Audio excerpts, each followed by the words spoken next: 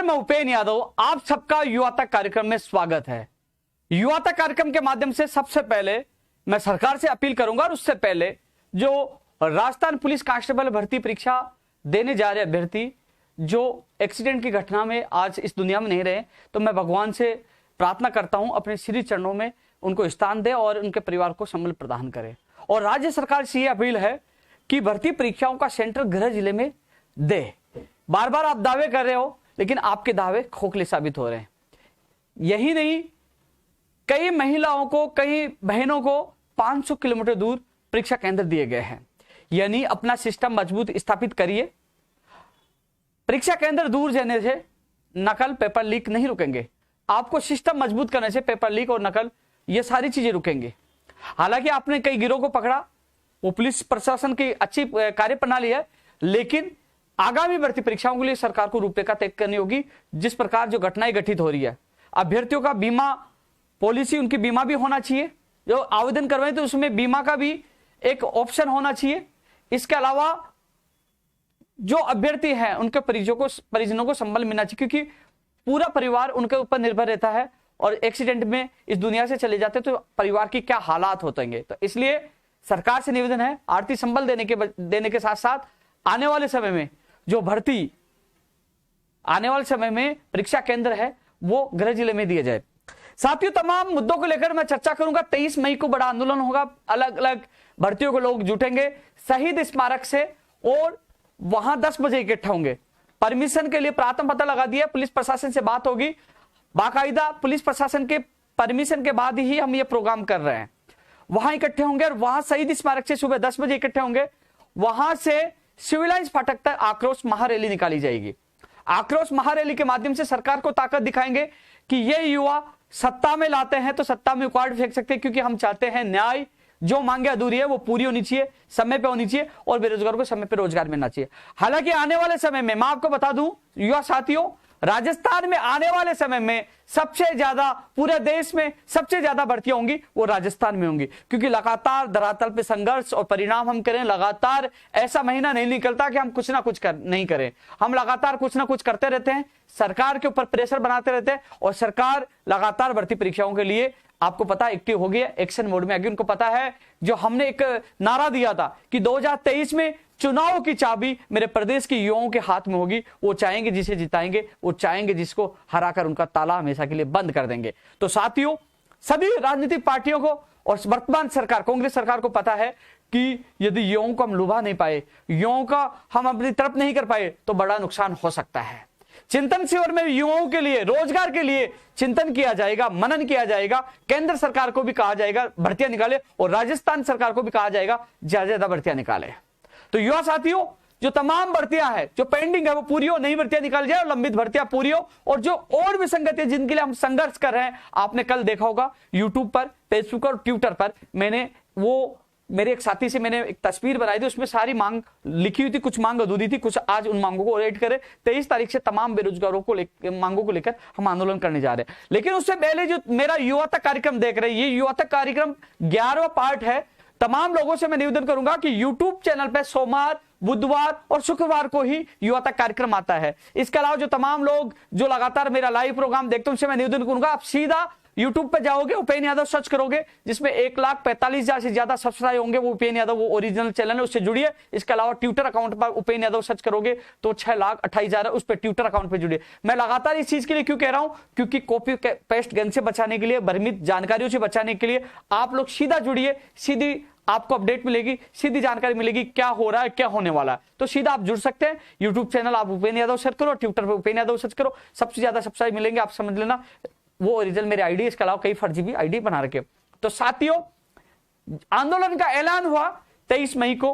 उसके बाद सरकार की तरफ से भी अधिकारियों को निर्देश जारी हुआ, यानी कि मुख्य सचिव महोदया जी 16 तारीख को भर्तियों से संबंधित मॉनिटरिंग कर रही है, विभागों के अधिकारियों को बुलाया है। 16 तारीख को वो मीटिंग कर रहे हैं और बताया जा रहा है कि कुछ दिन बाद माननीय मुख्यमंत्री जी भी युवा बेरोजगारों की भर्तियों को लेकर मॉनिटरिंग करेंगे, क्योंकि आने वाले अब 1.5 साल मुश्किल से बचे। इस 1.5 साल में कितने लोगों को नौकरियां कैसे दी जाए, पूरी योजना बनाने के लिए तैयार हो, क्योंकि लगातार राजस्थान बेरोजगार एकीकृत महासंघ और आपका भाई लगातार प्रयास कर रहा है आप लोगों के लिए, लगातार सोशल मीडिया और युवा तक के कार्यक्रम के माध्यम से आवाज उठा रहे हैं कि युवा को रोजगार समय पे मिलना चाहिए। कमेटी का खेल बंद हो। आपने कमेटी आज पुनः बना दी 2013 नर्सिंग भर्ती के लिए, क्योंकि उसमें जवाब देना सरकार को न्यायालय में देना चाहिए, अभ्यर्थियों के पक्ष में नोटिस का जवाब देना चाहिए, जिससे उसका फैसला हो सके और उनको न्याय मिल सके। लेकिन तमाम जो मांगे हैं उनको लेकर एक बार फिर 23 मई को जो तमाम युवा है, मैं एक चीज और कहना चाहूंगा। अभी मैं कल देख रहा था कि ट्वीट और पोस्ट डालने के बाद कई लोग कमेंट कर रहे थे कि टेक्निकल हेल्पर भर्ती में पद बढ़ाने की मांग नहीं रखी, आपने और भर्तियों की मांग नहीं रखी, जो लोग घर बैठे। तो उनको मैं कहना चाहूंगा आपके कहने पर मांग पत्र में आपकी मांगे शामिल कर ली जाएंगी, लेकिन 23 मई को इस आंदोलन की यज्ञ में आहुति देने आएगा उसकी प्राथमिकता से मांग रखी जाएगी, और जो घर बैठे है उसको इतनी प्राथमिकता नहीं मिलेगी, क्योंकि आप ट्वीट करके नीचे लिखते थे, लेकिन इसके लिए आना पड़ेगा, आपको साथ निकलना पड़ेगा। आइए साथ, लेकिन हम आना नहीं चाहते, फिर कहोगे हमारी मांग नहीं हुई, उनकी मांग होगी, क्योंकि संघर्ष करना पड़ेगा, क्योंकि हर चीज संघर्ष मांगती है। इसलिए आपसे मैं निवेदन करूंगा, जो तमाम भर्तियों का मैंने जिक्र किया था मांग पत्र में शामिल किया, उन सबको आपको आना पड़ेगा, इसलिए आपकी मांगे जल्द से जल्द पूरी हो सके। तमाम बिंदुओं पर मैं चर्चा करूंगा। कई लोगों के कमेंट मेरे सामने आ रहे हैं, अलग अलग भर्तियों के कमेंट मेरे सामने आ रहे हैं, मैं तमाम उन भर्तियों को लेकर भी चर्चा करूंगा। यूट्यूब पे भी कमेंट चल रहा है, फेसबुक पे चल रहा है, लेकिन पहले मैं युवा साथियों को कहना चाहूंगा 23 मई का आंदोलन महत्वपूर्ण है। सारी परमिशन की जो सारी प्रक्रिया पूरी हो चुकी है, आप सबको अधिक से अधिक संख्या में आना है, और जो उस भर्ती का कोई अभ्यर्थी होगा वो बैनर नहीं लेके आएगा, वो अपनी तख्ती लेके आएगा। जब रैली निकले तो सबके हाथ में तख्ती अपनी भर्ती की होनी चाहिए, तख्ती के साथ पूछे, बैनर किसी का नहीं होगा, केवल तख्ती उनके हाथ में होगी। और हम लोग आगाज करेंगे, ये आक्रोश महारैली है बेरोजगारों की, और फिर मांगे नहीं मानते हैं। यानी कि जब जब आंदोलन किया, जब जब हम सड़कों पर उतरे, किसी न किसी बेरोजगार की भर्ती का काम हुआ, उनको न्याय मिला है। हम आशा कर रहे हैं इस बार ये ऐतिहासिक रैली होगी, अधिकतर बेरोजगारों की मांगे पूरी हो जाएगी। और यदि जिन मांगों को लेकर सरकार आनाकानी करेगी, तो इसके लिए जिस प्रकार सरकार आज चिंतन शिविर कर रही है, पूरे कांग्रेस के नेता आए हैं, तो हम भी जुलाई में एक चिंतन शिविर, हमने युवा चिंतन शिविर, और युवा चिंतन शिविर का उद्देश्य होगा कि जो हमें धोखे देने वाले नेताओं को कैसे हराया जाए, कैसे उसके खिलाफ प्रचार किया जाए, कैसे सुपड़ा साफ किया जाए, क्योंकि युवा बड़ी ताकत है। तो हलचल है, क्योंकि हम भी मीडिया और सोशल मीडिया का सहारा लेकर हमारी मांगों को मजबूती से रखना भी जानते हैं, क्योंकि हम अलग अलग वो प्लेटफॉर्म, अलग अलग हमारे आंदोलन के रूपरेखा वो तय करेंगे, जिससे हम हमारी वोट की ताकत का एहसास करवा सके, हमारी मांगों को पूरा करवा सके, क्योंकि ये रणनीति का एक हिस्सा है। क्योंकि हम भी, हमारी ताकत हमारी युवाओं को एकजुट करना, एक युवाओं के साथ मिलकर और एक हल्ला बोलना, आक्रोश दिखाना, क्योंकि हम लोग चाहेंगे वो कर सकते हैं, कि युवाओं में ताकत बहुत बड़ी होती है। साथियों, मैं चर्चा करना चाहूंगा, धीरे धीरे हर चीज को लेकर चर्चा करना चाहूंगा। 23 मई के लिए मैंने आप लोगों को बता दिया कि एक चीज और बता दूं, कई चीजें मैं भूल जाऊं तो 23 आपको पता है सोमवार, बुधवार, शुक्रवार 3 बार युवा तक कार्यक्रम यूट्यूब पर मैं लाइव आता हूं। उसमें अगली बार मैं बोल पाऊंगा, जिसमें नहीं बोल पाऊं वो मुझे याद दिलाना बाद में, लेकिन अब मैं 23 मई के लिए बोल चुका हूं। 16 मई को सीएस साहब, मुख्य सचिव साहब महोदय जी मीटिंग ले रहे, उसके बाद सीएम साहब लेंगे। इसके अलावा साथियों, शिक्षक भर्ती का जो सिलेबस है और कठिनाई स्तर है, जो चीजें हैं, कई लोग लाइव देख रहे होंगे, मैं उनको भी बता दूं। आप जो लोग, क्योंकि मेहनत किसको कहते हैं आपको बता दूं, दिखाना भी चाहूंगा, आप लोग देखिए, जरूर पहचानिए।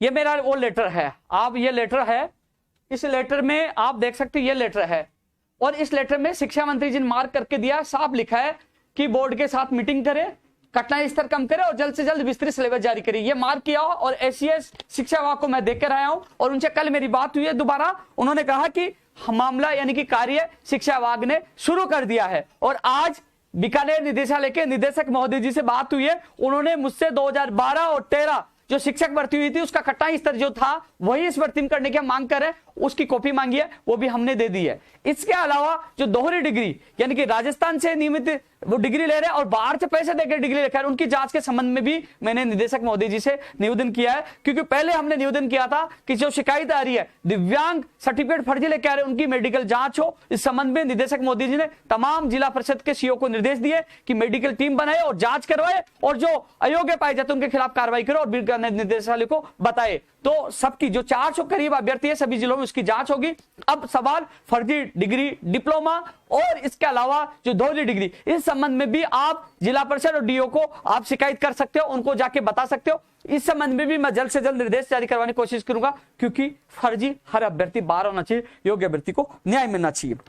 साथियों, घटना इस पर सहमति बनी है, मैं पूरा प्रयास कर रहा हूं, मैंने वो लेटर दिखाया, प्रयास कर रहा हूं, काम चल रहा है। आज निदेशक मोदी जी से बात हुई, जल्द से जल्द, क्योंकि साथियों क्योंकि वो खुद भी पूरी टीम लगा रहे हैं, वो परीक्षण करवा रहे हैं, 12-13 की विज्ञप्ति भी देखेंगे और वो बिंदु वाइज, टॉपिक वाइज जो विस्तृत सिलेबस जारी करना है, इस संबंध में भी उन्होंने टीम को लगाया। ये बात निदेशक मोदी जी से बात हुई है और ऐसी शिक्षा से बात हुई जो मैं आप लोगों को बता रहा हूं। एग्जाम कब होगा साथियों, पुनः मैंने निवेदन किया है, पुनः बात की है, चेयरमैन साहब से भी निवेदन किया है कि आप जनवरी और फरवरी तक इस एग्जाम को करवाओगे तो जो अभ्यर्थी कई सालों से इंतजार कर रहे हैं उनका क्या होगा। तो उनका कहना यह था कि जुलाई में एग्जाम होगी, सितंबर अगस्त तक मान लीजिए रिजल्ट भी निकाल दिया एंड तक, तो सितंबर में वो हमारे पास अभ्यर्थना भेजेंगे और हम सितंबर एंड तक हम मान लीजिए अभ्यर्थना भेजेंगे, विज्ञप्ति जारी कर देंगे, तो अक्टूबर से हम आवेदन लेंगे और अक्टूबर में आवेदन पर 1 महीने का समय देंगे। अक्टूबर निकल गया तो क्या फिर नवंबर दिसंबर में, क्योंकि 1 महीने देते हैं तो लोग कहेंगे कम से कम समय चाहिए,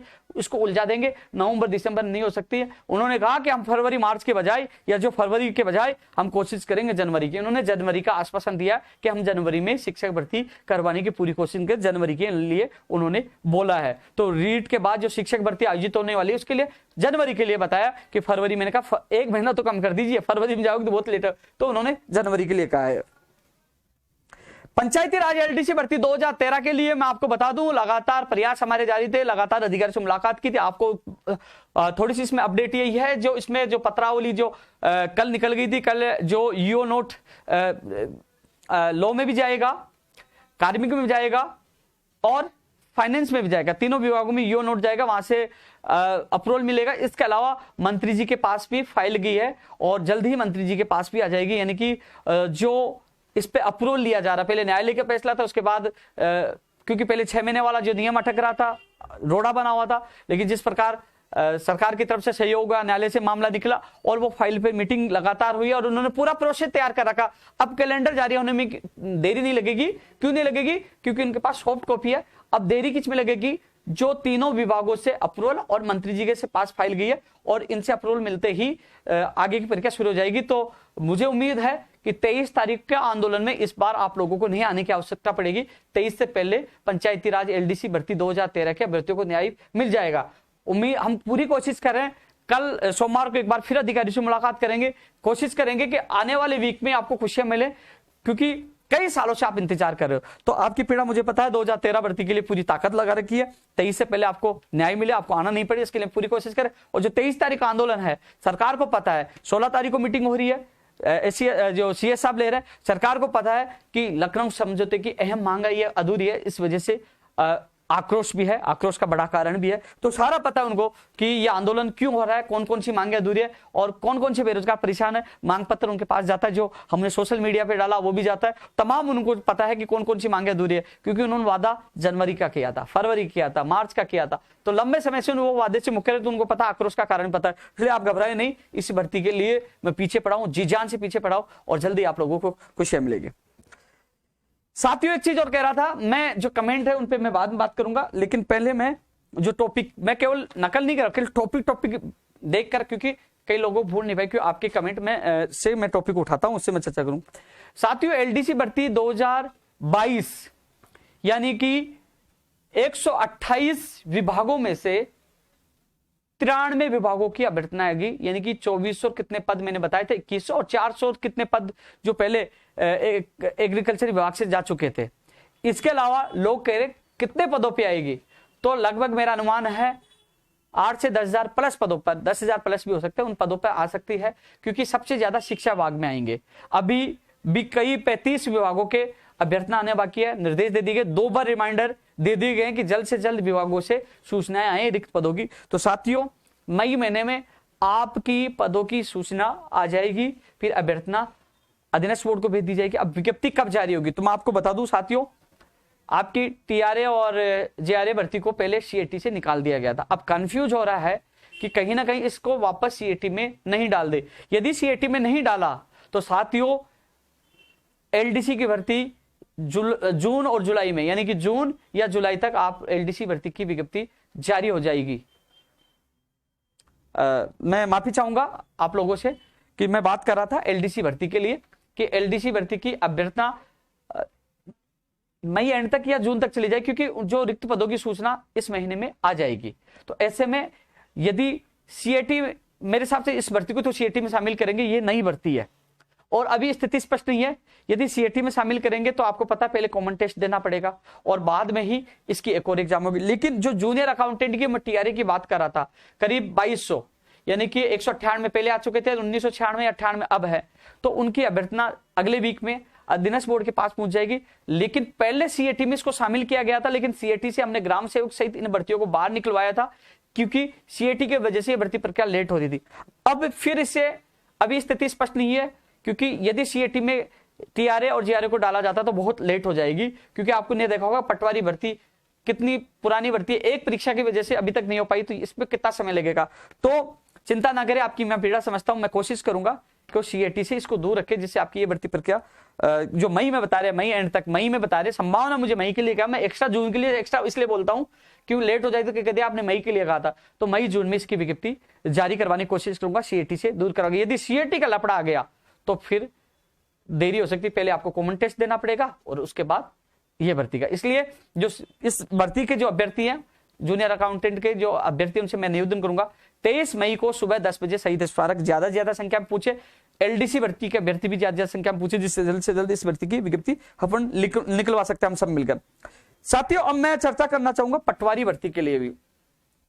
पटवारी भर्ती के लिए देखो साथियों, मैंने मेरा स्टैंड पहले क्लियर कर दिया था। 2 पक्ष थे, एक न्यायालय में 17 मई को सुनवाई प्रस्तावित है, इसके अलावा परिणाम वाले भी है।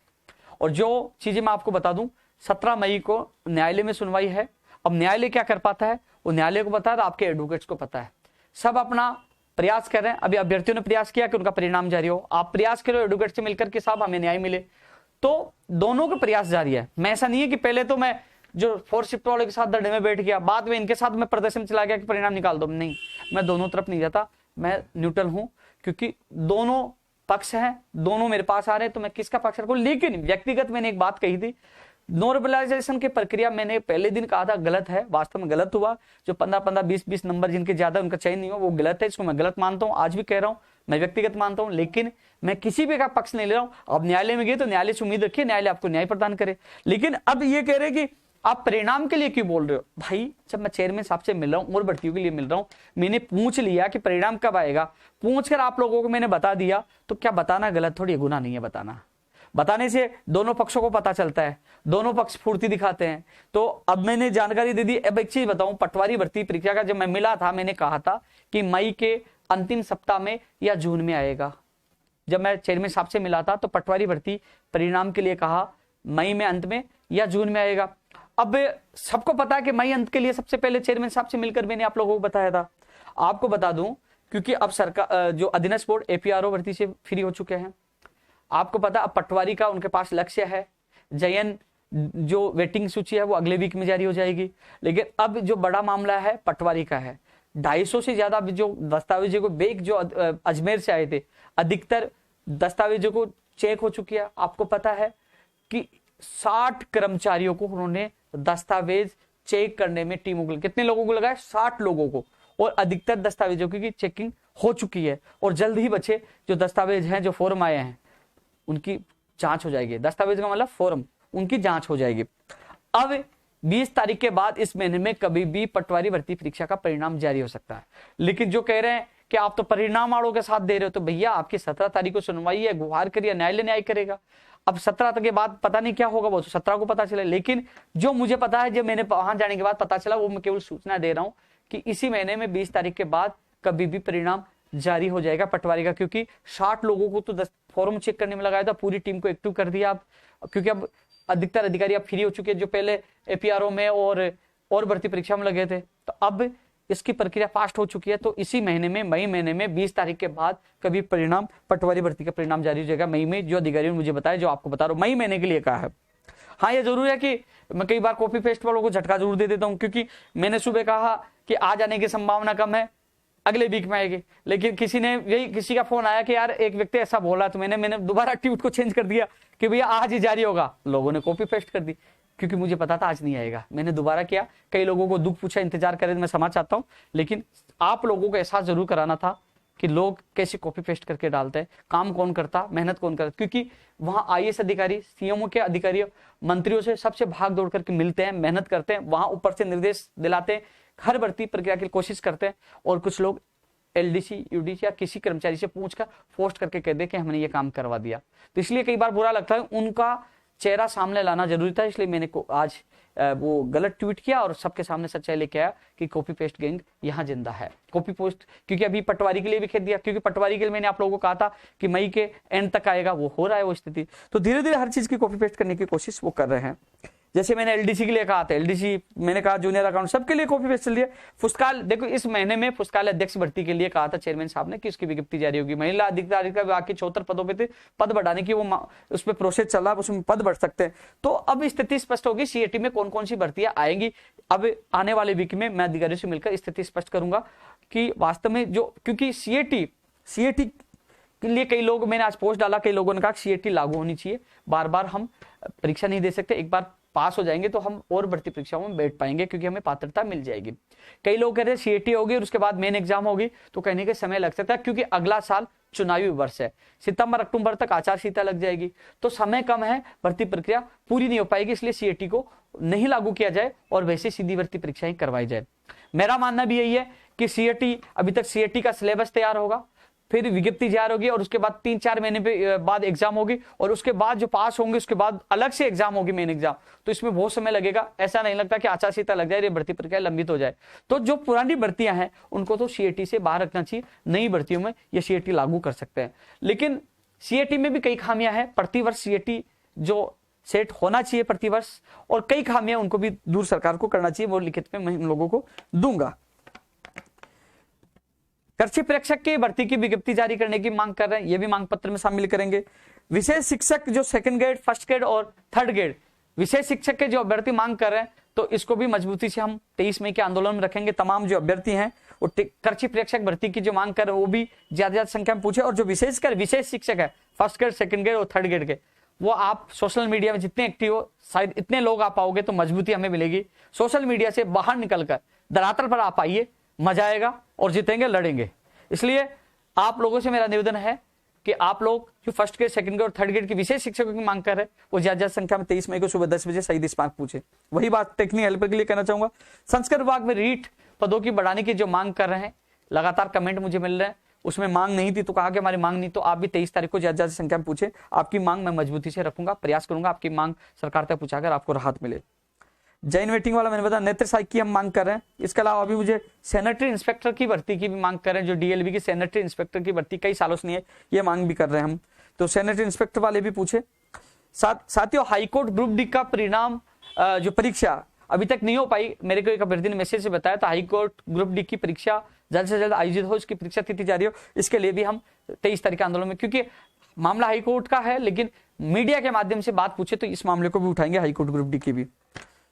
साथियों, पशु चिकित्सक भर्ती, डब्ल्यूओ सहित जो कई भर्ती परीक्षाएं हैं जो कोर्ट में आरपीएससी के लापरवाही से उलझी पड़ी है, साथियों इसके लिए हमने सरकार से निवेदन किया, क्योंकि वहां डब्ल्यूएजी कई लोग सही ढंग से पैरवी नहीं कर पा रहे थे, लेकिन इस मामले में अब एडवोकेट जनरल साहब को उतारा गया है। एडवोकेट जनरल साहब को उतारने की हमने मांग की थी, अब एडवोकेट जनरल साहब इन भर्तियों की पैरवी करेंगे। 16 मई के बाद ये इसकी सुनवाई होगी, कभी भी इसकी तारीख आ सकती है, तो ये एडवोकेट जनरल इस भर्ती की सुनवाई में अब न्यायालय में पैरवी करेंगे। नर्सिंग भर्ती 2013 में सरकार जवाब दे, कमेटी बनाने से कोई मतलब नहीं, न्यायालय में जवाब दे और उन बेटियों के साथ न्याय करे जिनके सिर पर हाथ रखकर मंत्री सुभाष गर्ग ने कसम खाई थी। इसके अलावा साथियों, कई अभ्यर्थी कह रहे हैं कि हम तैयारी किसकी करें। मेरा व्यक्तिगत यह राय है कि जैसे रीट के बाद शिक्षक भर्ती होगी, वो कह रहे हैं जनवरी के लिए कह रहे हैं। सेकंड ग्रेड के लिए जब शिक्षा मंत्री जी से फोन करवाया था वो अक्टूबर के लिए कह रहे हैं। तो आप पात्रता एग्जाम दे देंगे, आप जुलाई में पात्रता एग्जाम दे सकते हो, अक्टूबर में आप सेकंड ग्रेड दे सकते हो, उसके बाद आप सीधे थर्ड ग्रेड की तैयारी कर सकते हो। ये फर्स्ट ग्रेड का कोई भरोसा नहीं, कब बीच में दे दे, कब करवा दे। ऐसे में आप तीनों की तैयारी नहीं कर पाएंगे। जो पढ़ने वाले कई बच्चे मुझे पूछ रहे कि हम तैयारी किसकी करें, तो आपके लिए मेरे हिसाब से सेकंड ग्रेड और रीट के बाद शिक्षक भर्ती की, दोनों के बीच में अच्छा गैप मिलेगा दोनों के लिए। क्योंकि आप सब में कहोगे मैं तीनों करूं तो तीनों के चक्कर में खिचड़ी हो जाएगी। टारगेट फिक्स करें, आप दोनों की तैयारी कर सकते, दोनों में बेहतरीन समय मिल सकता, आपको मिलेगा, मिल सकता नहीं मिलेगा। गुर्जर समाज के जो 33 अभ्यर्थियों को जो बाहर किया गया था, न्यायालय में उन्होंने याचिका लगाई है। और यदि सरकार उनके लिए पद सृजित करती है, छाया पद जो पहले भी की गए, तो हमें कोई दिक्कत नहीं, छाया पद सृजित को न्याय प्रदान करिए। क्योंकि जो गलती करने वाला जो अधिकारी है किशन दान जी, उनको तो अभी तक हटाया नहीं, उनके खिलाफ कार्रवाई होनी चाहिए, उनको तुरंत बर्खास्त करना चाहिए, हटाना चाहिए, खिलवाड़ किया उनकी भावनाओं के साथ। और यदि इनके पद बढ़ाते 233 छाया पद करते, हमें कोई दिक्कत नहीं है, क्योंकि बढ़ाइए, न्याय दीजिए। क्योंकि गलती अभ्यर्थियों की नहीं है, आप लोगों ने उनका चयन किया फिर बाहर कर दिया, तो उनको न्याय मिलना चाहिए। इसके अलावा साथियों, मैं अब यूट्यूब के कमेंट एक बार देखता हूं, कोशिश करूंगा पढ़ने की। हाँ, दस्तावेज सत्यापन तक योग्यता ही होनी चाहिए, चाहे वो ओबीसी एमबीसी जाति प्रमाण पत्र का मामला उसकी तिथि हो, और चाहे वो अन्य योग्यताएं की दस्तावेज सत्यापन तक अनिवार्य की जाए। ये मांग भी हम मजबूती से रखेंगे। साथियों, वो मांगे आप दोहरा रहे हो तो मैं आपको बता दूं, वो मांग पत्र आपने देख लिया होगा, मैं एक बार दोबारा और बोल देता हूं, क्योंकि उन मांगों के लिए तो हम 23 तारीख को इकट्ठा हो रहे हैं। तमाम लोगों को पूछना है, ज्यादा संख्या में पूछना है, क्या है मांग, आपको वैसे तो पता है, लेकिन फिर भी मुझे बोलना पड़ेगा, क्योंकि लोग जल्दी भूल जाते, वही चीजें दोहरा रहे हैं। पंचायती राज एलडीसी भर्ती 2013 जल्द से जल्द पूरी की जाए। प्रयोगशाला सहायक भर्ती 2018 के चयनित अभ्यर्थियों को ज्वाइनिंग कीजिए। शिक्षक भर्ती 2012 का निष्ठान कर जाए। स्कूल व्याख्याता में 600 निवासी और स्कूल व्याख्याता पिकअप लिस्ट निकाल जाए। पशु चिकित्सक भर्ती जल्द से जल्द पूरी की जाए। वरिष्ठ अध्यापक भर्ती 2016 की पिकअप लिस्ट निकाल जाए। तृतीय श्रेणी शिक्षक भर्ती की विशेष शिक्षकों की पद अधिक से अधिक निकाल जाए। सेकंड ग्रेड फर्स्ट ग्रेड भी निकाल जाए। पंचायत राज जैन भर्ती की विज्ञप्ति जल्द से जल्द जारी की जाए। पंचायत राज जैन वाले एक्टिव हो जाए, 20 तारीख को आप फ्री हो जाओगे। एलडीसी, आरएस, एसआई, पीटीआई, कनिष्ठ अनुदेशक, junior accountant, radiographer, lab technician, ECG, नेत्र सहायक, नर्स ग्रेड 2, फार्मासिस्ट, सूचना सहायक, प्रोग्रामर, कनिष्ठ अभियंता, पुस्तकालय अध्यक्ष, चतुर्श्रेणी कर्मचारी, कॉलेज शिक्षक, पीटीआई, लाइब्रेरियन, नगर निकायों में और जलदायु युवाओं भर्तियों की विज्ञप्तियां जल्द से जल्द जारी करें। इन नई भर्तियों की भी हम मांग कर रहे हैं। सिलेबस जारी करें शिक्षक भर्ती का, और फर्स्ट ग्रेड, सेकंड ग्रेड की और थर्ड ग्रेड की तीनों की परीक्षा तिथि जारी करें जल्द जल्द। फर्जी डिग्री, डिप्लोमा, खेल प्रमाणपत्र, दिव्यांग सर्टिफिकेट के लिए सरकार सख्त से सख्त कानून बनाए। युवा बेरोजगार आयोग बनाए। बेरोजगारी भत्ते में अनिवार्य की गई इंटर्नशिप को रद्द की जाए। सरकारी या प्राइवेट भर्तियों में प्रदेश के बेरोजगारों को प्राथमिकता दी जाए। जल्द से जल्द मंत्री सुभाष गर्ग से इस्तीफा लिया जाए। सरकार से ये मांग रहेगी, मंत्री का इस्तीफा होना जरूरी है। नर्सिंग भर्ती 2013 में सरकार अभिभाषक न्यायालय में नोटिस का जवाब दे। सभी प्रतियोगी भर्ती परीक्षाएं लिखित में, जो भी होने वाली भर्ती परीक्षाएं लिखित में हो, मेरिट बेस पे नहीं हो, ये भी मांग है। प्रतियोगी भर्ती परीक्षा में शैक्षणिक योग्यता, जाति प्रमाण पत्र की अनिवार्यता, आवेदन की अंतिम तिथि अनिवार्यता खत्म करके दस्तावेज सत्यापन तक, ये मांगे हैं 23 मई की। जो तमाम लोगों से मेरा निवेदन है 23 मई को ज्यादा संख्या पूछे। मैं एक बार देखना चाहूंगा, इस पे मैं बोलता हूं, देख क्या है भाई। ओबीसी वाला मामला मैं अलग से है, ये ओबीसी का आंदोलन नहीं है। 23 तारीख को बेरोजगारों की मांगों को लेकर ओबीसी वाली मांग हमने उठाई थी, 5 तारीख को उठाई थी, और उसके लिए एक और तारीख तय की जा रही। उस मामले को नहीं बोला। ओबीसी के जो अभ्यर्थी हैं, जो पीड़ित है, उनकी मैं मांग मजबूती से उठाऊंगा। पहले भी साथ, आगे भी साथ, उसके लिए अलग से हम एक आंदोलन करेंगे। लेकिन पहले अब 23 मई को है। पटवार के लिए मैं बोल चुका हूं। फोर्थ शिफ्ट के लिए भैया 17 मई का इंतजार करो, न्यायालय पे विश्वास रखो।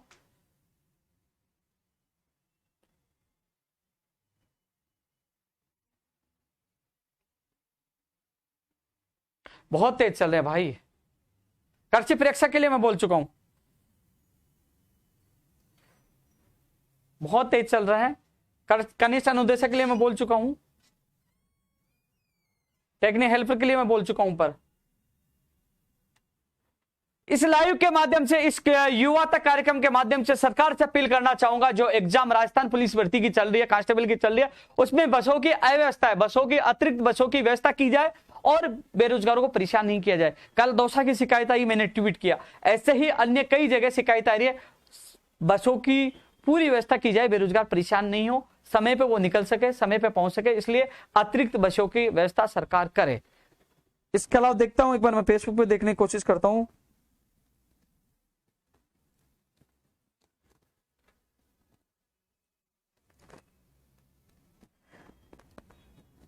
रेडियोग्राफर लैब टेक्नीशियन की मांग प्रमुख तौर पर रख रहे हैं। दावा अधिकारियों ने मई महीने में विज्ञप्ति जारी करने का किया था, तो वो तो है ही। इसके अलावा ईसीजी की भी रखेंगे और पैरामेडिकल की और भर्तियों की मांग भी 23 मई के आंदोलन में रखेंगे। अधिकतर मांगों पर चर्चा हो चुकी है। 23 मई को विभिन्न इन मांगों को लेकर शहीद स्मारक पर इकट्ठे होंगे। वहां से युवा आक्रोश रैली सिविल लाइंस फाटक तक जाएगी। लेकिन इसके अलावा किसी व्यक्ति या किसी बेरोजगार की मांग भूल गया, मुझे कल फोन करके जरूर याद दिलाए, क्योंकि कई मांगे जो भूल गए थे उनको आज ऐड किया गया। हम सब मिलकर एक साथ मजबूती से इस लड़ाई को 23 मई को लड़ेंगे। साथ ही युवा तक कार्यक्रम में आप लोग सीधा जुड़िए। उपेन यादव सर्च करिए यूट्यूब चैनल पे, उपेन यादव यूट्यूब चैनल मिल जाएगा। ट्विटर पे उपेन यादव सर्च करिए, जहां उपेन यादव सर्च करोगे, गूगल पे सर्च करोगे तो यूट्यूब, ट्विटर, फेसबुक सब आइडिया मिल जाएगी। आप सीधा जुड़िए, क्योंकि सीधी जानकारी आपको मिलेगी। कुछ लोग भ्रामक जानकारी डालकर कोशिश करते हैं, लिखते कुछ है सामने की ये कहा और अंदर कुछ निकलता है, गाली उसको भी पड़ती है। साथ में वो फोटो देख के यार उपेन यादव ने झूठ बोला। मैं झूठ नहीं बोलता, वो कुछ लोग हैं, कुछ लोग यूट्यूबर हैं जो गलत डालते हैं, कुछ ऐसे भी यूट्यूबर है जो सटीक और सही जानकारी डालते हैं, उनके लिए धन्यवाद। लेकिन कुछ लोग डालते हैं, उनसे मेरा निवेदन है भ्रमित ना करें। लेकिन आपको भ्रमित होने की आवश्यकता नहीं है, आप सीधे मेरे यूट्यूब चैनल पे जुड़ सकते हो। आप सर्च करोगे उपेन यादव और आप सर्च करो उपेन यादव ट्विटर पे, तो सीधे आपको वो प्लेटफॉर्म बता रहा हूँ जहाँ सबसे पहले मैं ट्वीट के माध्यम से जानकारी देता हूँ, फेसबुक के माध्यम से, यूट्यूब के माध्यम से लगातार आप लोगों को जानकारी दे रहा हूँ। एपीआरओ भर्ती का परिणाम जारी हो गया, सुबह मैंने आप लोगों को बता दिया था। वहीं त्रुटि सुधार के लिए, रीट के लिए आपने देखा होगा कि आवेदन की तिथि बढ़ चुकी है। ओटीआर वाली समस्या का भी निस्तारण जल्द होगा। तो धीरे धीरे समस्याओं का निस्तारण हो रहा है। हर बेरोजगार की आवाज हम उठा रहे हैं, युवा तक कार्यक्रम के माध्यम से सरकार तक बात पूछा रहे हैं। लेकिन जो और मांगे हैं जो मांग पत्र में शामिल नहीं है, वो सोमवार को 12 बजे, मैं आपको पुनः बता दूं, सोमवार को 12 बजे राजस्थान बेरोजगार एकीकृत महासंघ कार्यालय में मैं युवाओं से मुलाकात करूंगा, जिसकी जो मांगे हैं 23 तारीख को वो इस आंदोलन में शामिल होना चाहते हैं। जो मांगे मुझे अवगत करवाए, मांग पत्र में शामिल करेंगे और सरकार से एक साथ हम लड़ेंगे, क्योंकि हमारी मांगे जायज है। क्योंकि युवा है, जे युवा है, जे राजस्थान है, यानी कि युवा वो ताकत है जो आने वाले समय में राजनीति में बड़ा उथल पुथल कर सकता है, राजनीति में बड़ा महत्वपूर्ण रोल अदा करेगा। युवा साथियों, आप लोगों को एक छत पे लाना, हमारी ताकत दिखाना और हमारी बेरोजगारों की मांगों को पूरा करवाना। युवा चिंतन शिविर का भी मकसद यही है। लोग इसको राजनीतिक चश्मे से देखेंगे कि युवा चिंतन शिविर की क्यों घोषणा की, क्योंकि युवा चिंतन शिविर के माध्यम से युवाओं की ताकत के साथ सरकार को करवाएंगे कि युवा कुछ भी कर सकते हैं। युवा साथ हैं तो बाजी जीत सकते हैं, युवा साथ नहीं तो बाजी हार सकते हैं, क्योंकि युवा का बड़ा महत्वपूर्ण रोल 2023 में होगा। क्योंकि 10 साल से संघर्ष करते करते राजनीति के वो खेल, राजनीतिक खेल के वो चाले मुझे भी समझ में आ गई है कि रणनीति बनाना, वो चाले चढ़ना, उन चालों में बस लक्ष्य यही रहता है कि मेरे बेरोजगार का भला हो। और सबसे बड़ी बात, राजनीति के जो नेता हैं और चाहे वो कोई सी भी सरकारी, उनको सबको पता है आज वो लोग मांगे भी मानते और सम्मान और इज्जत इसलिए करते हैं कि उपेन यादव किसी मंत्री यानी मुख्यमंत्री अधिकारी के पास जाता तो कभी ये नहीं कहता, कभी व्यक्तिगत काम लेके नहीं जाता, वो जाता है मेरा बेरोजगार, मेरा बेरोजगार, मेरा बेरोजगार का ये होना चाहिए, मेरी ये भर्ती होना। तो इसलिए वो एक अधिकारी, मुझे सीनियर आईएएस भी कह रहे थे कि ये व्यक्ति आता है तो दूसरों के लिए आता, अपने लिए कुछ नहीं मांगने आता। मुझे पता है कि जब लाखों युवा माँ बापों के चेहरों पे खुशी आएगी, वो मेरी सबसे बड़ी इनाम है, मुझे खुशी होगी। इसलिए मैं, मेरे लिए नहीं, मैं प्रदेश के हर युवा बेरोजगार के दर्द को दूर करने के लिए मैं जाता हूं, मांग करता हूं।